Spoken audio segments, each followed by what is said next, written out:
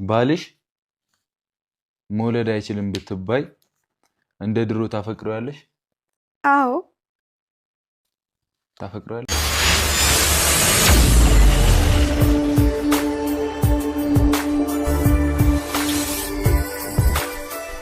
ዛሬ እንግዲህ ጨረቃዎች ትናንት በነገሩን መሰረት በሰላም አዲስ አበባ ገብተዋል ማለት ነው። እንግዲህ ከዚያ ከሚወዱት ከሰፊው ቤታቸው ድምቅ ፏ ብለው አምሮባቸው ዛሬ ደግሞ ለየት ባለ በጥያቄና መልስ ይህን ጥያቄና መልስ ያወጣው ደግሞ እንግዲህ ውዱ ጓደኛቸው ከካሜራ ጀርባ ያለው ቤኪ ይመስለኛል። እና የሚገርም ጥያቄ ነው። ከነዚህ ውስጥ የተወሰኑትን እኔም እውነት ለመናገር ስለ እነሱ ነው ማብራሪያ መስጠት የምፈልገው።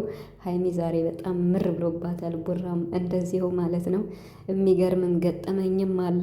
እንግዲህ አጠር አድርጌ ለማቅረብ ፈልጋለሁ። ሰላም ቤተሰብ እንዴት ናችኋለሁ? ሰላማችሁ ይዛ በያላችሁበት እያልኩኝ ውድ የቻናሌ ቤተሰቦች የሚገርም ጥያቄ ነው። እውነት ለመናገር በጣም ከተጠየቁት ጥያቄዎች ውስጥ በተለይ ከተጋባን ተጋብታችሁ ልጆች ከወለዳችሁ በኋላ እና ከዛ ሀይሚ ወይም ቡራ የስንት ሚሊዮን ብር ነው ቢደርሳቸው እጣ ያንን ብር ከሁለታችሁ አንዳቸው ወይም ቡራ እንደዛ ቢሆን ፈጣሪ ያድርገውና ታሳክሚዋለሽ ወይ የሚል ጥያቄ ነው። ይሄን እንኳን እንደ ሁለተኛ ልወሰደውና በአንደኛ ደረጃ ግን በጣም የገረመኝና ከባዱ ጥያቄ ይሄ በሁሉም ፍቅረኛሞችና ባለትዳር የሚከሰት ነውና ከሁለታቸው አንዳቸው መውለድ ባይችሉ ሚስቱን ይፈታታል ወይስ ባሏን ትፈታዋለች በሚለው ማለት ነው። ይሄ በጣም ከባድ ነው የምር።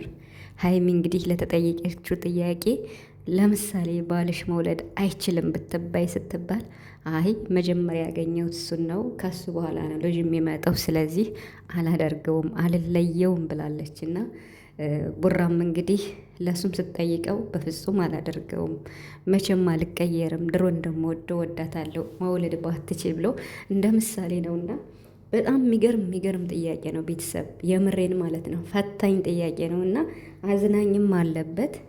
ቤኪ ማለት በጣም አስተዋይ ልጅ ነው፣ የምሬን ማለት ነው። እና የሚጠይቃቸው ጥያቄዎች በቃ ምን ልበላችሁ እንግዲህ እንደሰማችሁት ነው። ተመስጬ ነው የሰማሁት፣ የምሬን ማለት ነው። እስኪ አሁን ማለት በሱ በጣም ብዙ ነገር አለ።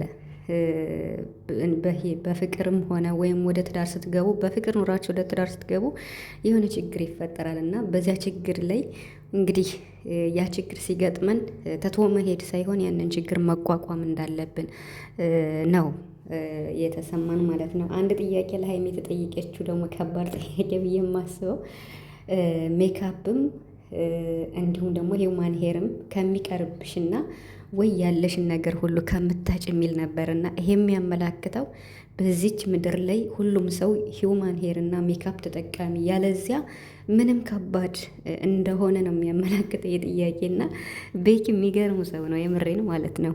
ስለዚህ ምንም አያሻማም፣ ሂውማን ሄሩም ሜካፑም ጥንቅር ብሎ ይቅር ያለውን ነገር ከሚታጣ ማለት ነው። እና ቡራ በቀዳሚነት ነው የመለሰው እሱ ጥያቄው ለሀይሜ ቢሆንም ሀይሜም ጠንቅር ብሎ ይቅር ነው ያለችው። ይሄ ምንም አያሻማም።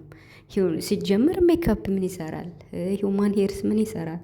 በሰው እግዚአብሔር በሰጠን ተፈጥሮ ጸጋ ነው መኖር ያለብን እና ምንም ቢሆን ማለት ነው። እና ይሄ ከባድ ጥያቄ ነበረና ካስቂኙ ገጠመኝ ደግሞ እንግዲህ ቡራና ሀይሚ እዚች ቤት በሚኖርበት ሰዓት ባልሆነ ነገር ተጣልተው ከዛ ምን እንደገጠማችሁ እሱ ነገር አስቆኛልና ሀይሚ ሩጣ ወደ ክፍሏ ስትሄድ ቡራም ሩጦ መሄዱና ለምን ሮጥሽ ሲላት አንተ ለምን ሮጥክ ብለው ተሳስቀው ችግራቸውንም በዚያው መፍታታቸው ይሄ በጣም ደስ የሚል ነው እውነት ለመናገር ማለት ነውና ስለ ፈስም ተነስቶ ነበርና ቡራ በጣም ነው ያሳቀኝ። በጣም የሚያስቅ ሀይሚም የሚያስቅ ቡራም የሚያስቅ በተለይ ሀይሚ ገጠመኞቿን ብዙ ገጠመኞችን አንድ ሁለት ጠቅሳለች እና ትንሽም እያለች ቡና እንዴት ነው ቡና ለማሳለፍ ስትሞክር ደግሞም በዚህ ርዕስ ማለት ነው። እና በምኑ መሰላችሁ እንግዲህ ፈስ ማለት ገጠመኝ ነው፣ ገጠመኝ ሳይሆን ተፈጥሯዊ ነው። እና በዚህ ዙሪያ ራሱ ብሩክ እንግዲህ የገጠመውን ነገር ሰምታችኋል ጂም ላይ ማለት ነው። እና ማን ብላችሁ ትገምታላችሁ? እስኪ እኔ ቡራ ከማን ጋር ጂም እንደሚሰራ ግልጽ ነው። ስለዚህ ማን ነው ብላችሁ ትገምታላችሁ? ስሙን እኔ አውቃለሁ የገመትኩትን፣ ግን ስሙን መናገር አልፈልግም። ምክንያቱም እሱ ራሱ መናገር አልፈልግምና እንደዚህ ነው እንዴ ዘና የሚለው? የሚገርም ነው የምሬን ማለት ነው። እንዴ ትልቅ ሰው ግን ተፈጥሮ ስለሆነ ችግር የለውም፣ ምንም ማድረግ አይቻልም። ግን ደግሞ በሰው መሀል ከባድ ነው። ቡራ ተሳቅቅ ያለው እያለ ነው። በጣም የገረመኝ ነገር ቢኖር ደግሞ የመጨረሻ ጥያቄ የምነግራችሁ ቢኖር ብሩክ ስለ ሰርግና ስለ አርሴናል ኳስ ማለት ነው ወንድ ልጅ ኳስ እንዴት እንደሚወድ ቡራ ኳስ እንዴት እንደሚወድ አስባችሁታል? በሰርግ ጊዜ የአርሴናል ዋንጫ ተሸላሚ ቢሆንና ከዚያ ከምትቀረው ወይ ሰርግህ የሰርግ ቀን ሆኖ ከሰርግ ከሚቀረው ሲባል እኮ ሰርጉ ቢራዘምልኝ አላለም ቡራ? ወይም ደግሞ በስልኬ ማየት እችላለሁ ሰርጉ መሀል አላለም? ይሄን ያክል ነው እንዲህ ኳስ የሚወደው ቡራ? በሰርጉ ቀን የአርሴናል የዋንጫ ተሸላሚ ቢሆን አስባችሁታል? ሰርጉ ይራዘማል ቡራ ማለት ነው። እና እኔ ትልቅ ጥያቄ ነው የሆነብኝ። እንዴ ኳሱ ምንም ችግር የለውም የፈለገ ዋንጫ ቢሆን ለምን አያልፍም ለአንድ ቀን ማለት ነው። ግን ምን ያህል ፍቅር እንዳለው የሚያመላክት ነው። ሀይሚ እንግዲህ በዚህ ጥያቄ በቃ እንደማኩረፍም ብላለች። ግን ደግሞ ችግር የለውም በስልክ ማየት እችላለሁ ብሏልና ኧረ የማይታሰብ ነው። ቤተሰብም አይሰደውም።